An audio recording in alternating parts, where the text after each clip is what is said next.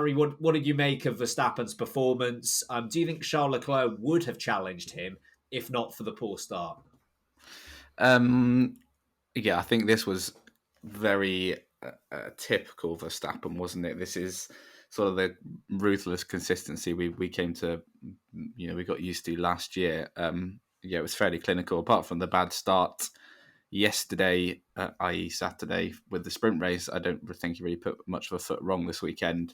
In all honesty, I'm not sure Leclerc would have actually had the pace, even if he had got past Perez. I think if you look at the pace Verstappen had yesterday in the end in the sprint race, I think he probably had Leclerc covered on pace this weekend. But that's an entirely good thing for the championship, I think, because I think, we may have been slightly worried after Australia that Ferrari might go and run away with this one because it was pretty dominant from Leclerc there.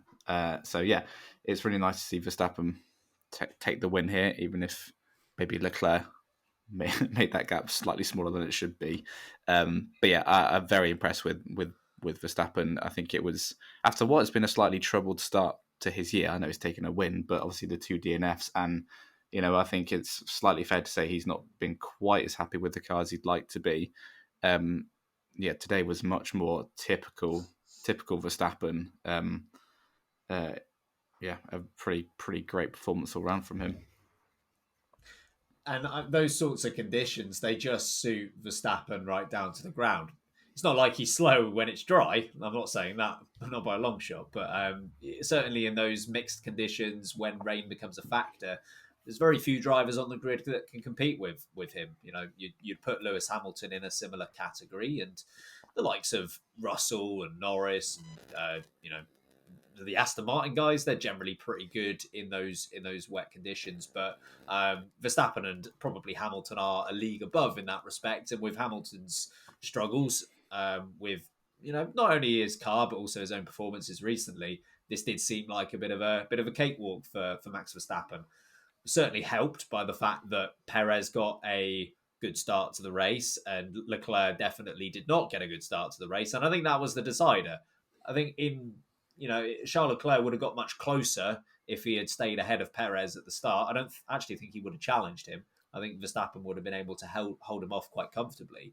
But yeah, it was almost a foregone conclusion because we know that Perez, whilst he's made good gains this year, and I think he had an all right race overall, he hasn't got the pace to contend with Verstappen in most conditions, let alone these conditions. And really, he was averaging about a quarter of a second slower per lap, which isn't disastrous from Perez's side, but also fairly comfortable from Verstappen.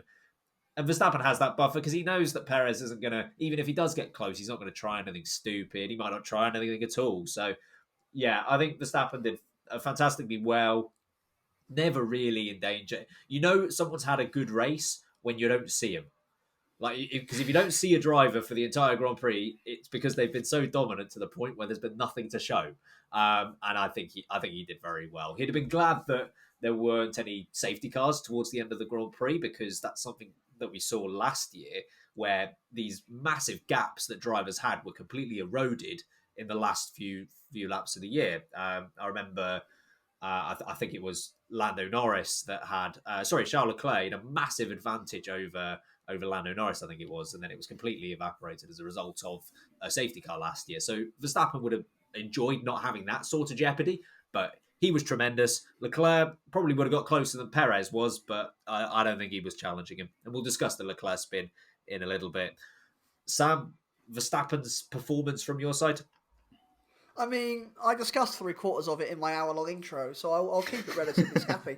But Verstappen was phenomenal. It's what you come to expect from a Formula One world champion when he's given a car that is capable of winning races, and it looks like he felt comfortable with it. We didn't really hear a single complaint over the whole weekend of a worry about the reliability, which is exactly what we want with a title challenger.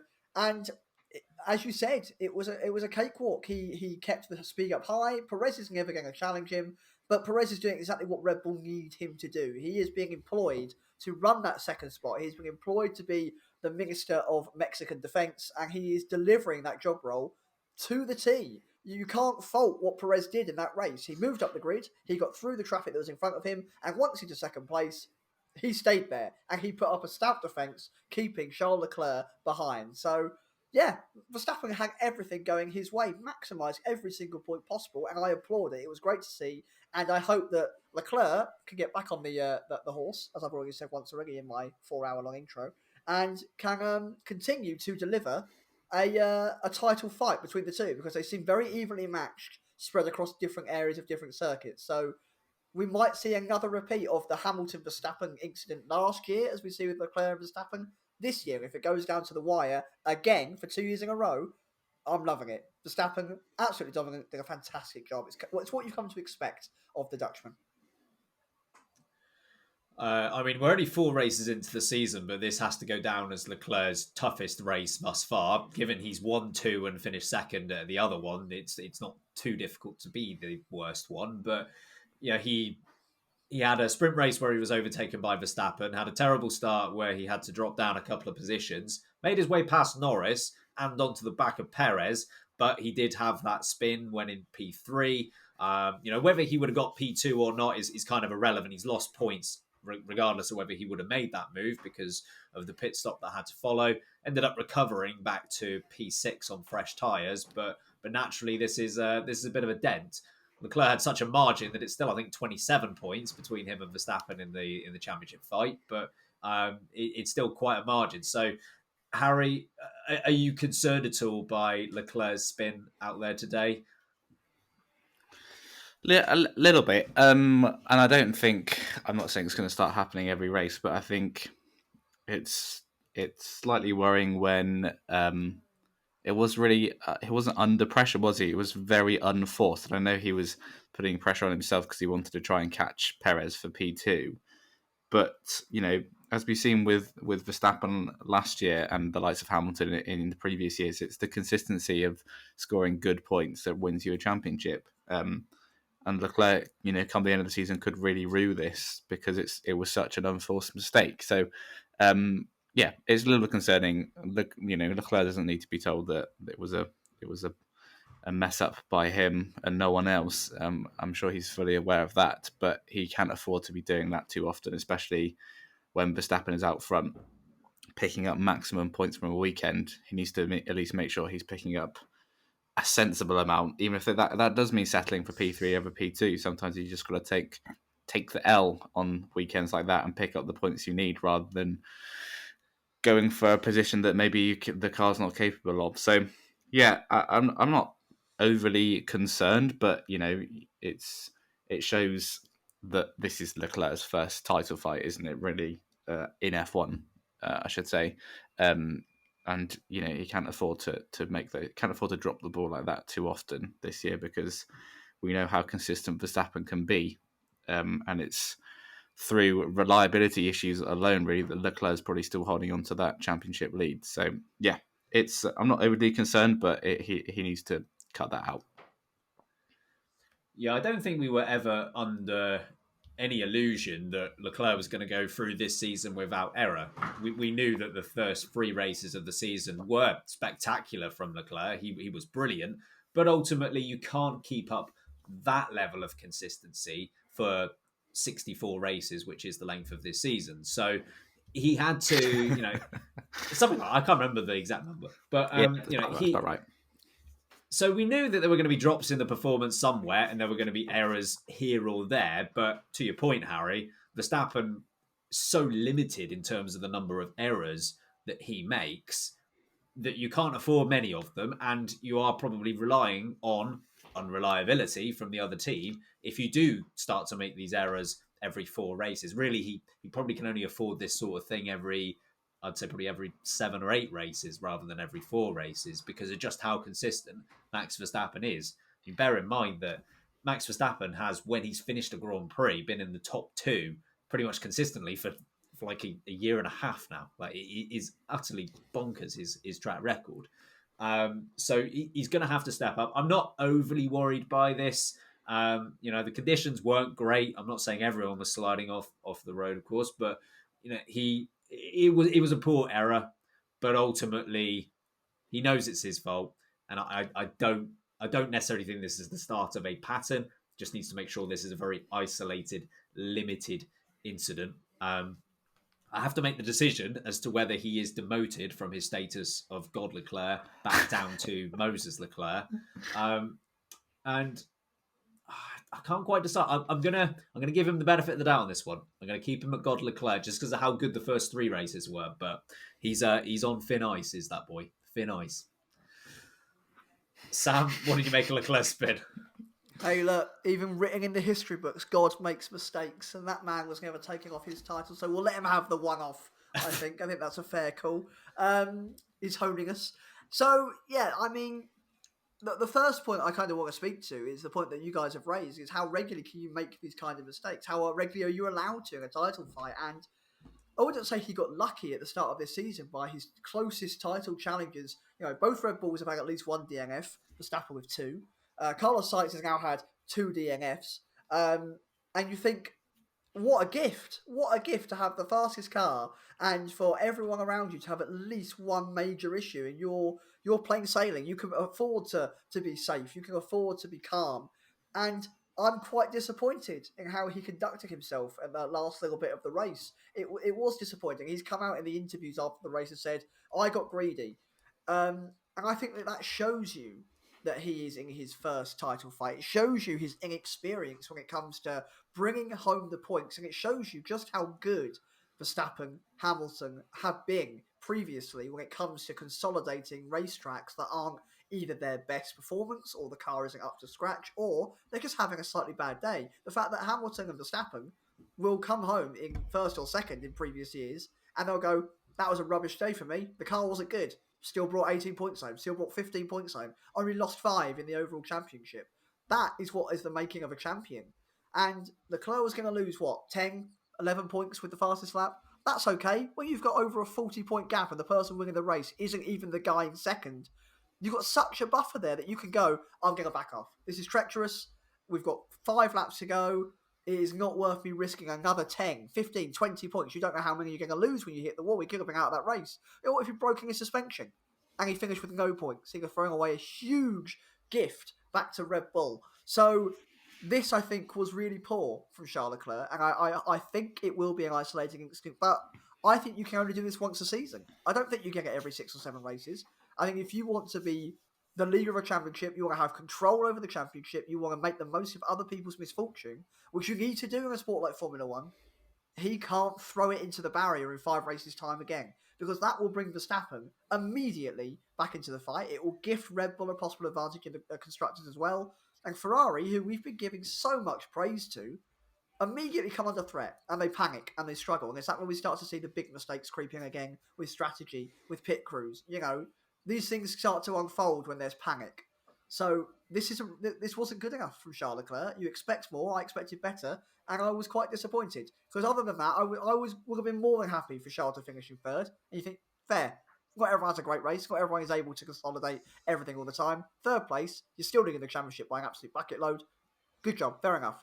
But he threw it away. It was greedy. It was unnecessary. And he needs to get that out of his system. Just on the Ferrari panicking, really enjoyed Plan D coming back into the 4 today. It was they start not leading the race, and here's where Plan D and Plan G plus 7 laps starts to come in. We're back, baby. Yeah. I mean, Charles Leclerc picked up 8 points from the race itself with P6, but that's 8 points more than Carlos Sainz picked up from the race, whose race lasted even somehow less than his race in Australia that lasted. It was just 1 corner this time out. He had a crash with Daniel Ricciardo that was ultimately put down as a racing incident. Sam, did you agree with that decision from the stewards? Well, lap 1, anything goes right. We could literally set dynamite along half of the track and blow it up, and then let them drive round it, and you'll class as a racing incident, no problem. Get on with it. That's what the stewards like to do when it comes to lap 1. It was tough because Carlos Sainz, I feel, was not at fault at all, and I feel like a racing incident typically is, it's a bit clumsy, it's a bit messy, and I guess that's what this is. I'm leaning to the blame being mostly put on Daniel Ricciardo by quite a bit. Sainz left the door quite nicely open. There was definitely space. And everyone else made it through turn 1, probably too wide for the most part. So I don't see why Ricciardo couldn't as well. So if I had to go one way or the other, I'm more a 5-second time penalty for Daniel Ricciardo for this. And obviously, folks, if you are new to the podcast, typically we will like to give penalties out if we do so based on the incident itself, not what the replications are of the incident. So obviously, Sainz was DNF from the race. It's all about the incident, how malicious it was, how silly it was. That's how we tend to give out our penalties here. I would probably have given it a 5-second time penalty. It was clumsy. The contact was unneeded. Ricciardo was definitely in the wrong for it. But I'm not going to completely disagree with the racing incident. But for me, I probably would have preferred to have seen a time penalty applied to Daniel Ricciardo. Harry, I mean, we heard on British commentary that both Paul di Resta and Nico Rosberg agreed with the decision to leave this as a racing incident. Would you have also left this as a racing incident, or do you agree with Sam?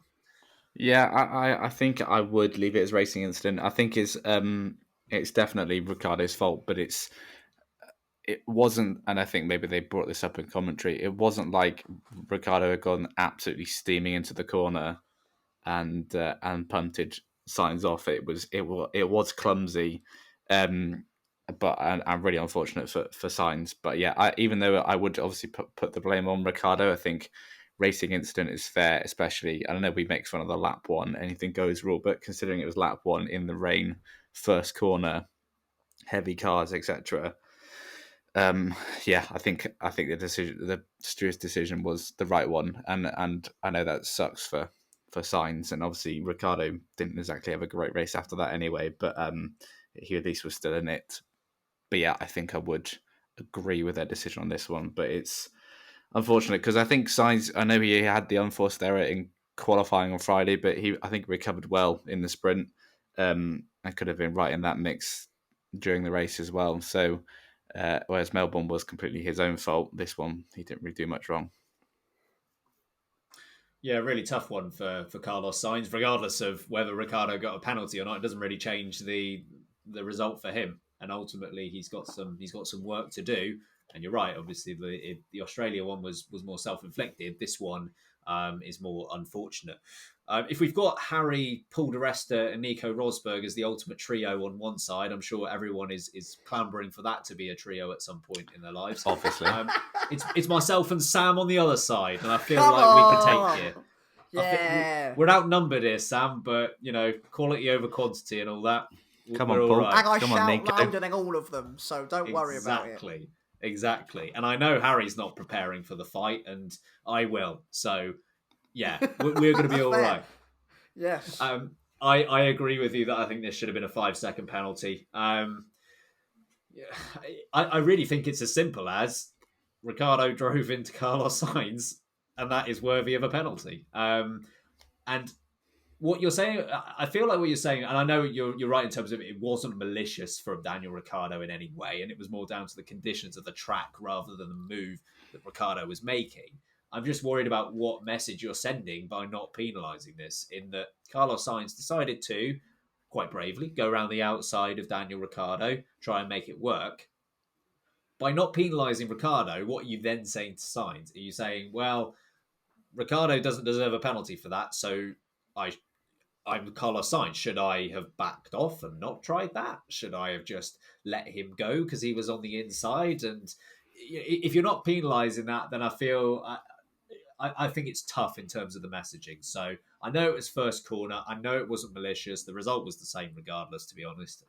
But yeah, I would have given. It's not like this should have been a stop go or anything ridiculous like that, but I do think this should have been a 5-second penalty for Ricciardo. I think also, sorry, Ben, just to interrupt with you, something that I think jumps onto what you're saying is a key viewpoint, and Crofty, to be fair, really hammered this home. I think he did a good job of hammering it home. Well done, Crofty. Is that with the new rule book that we've got?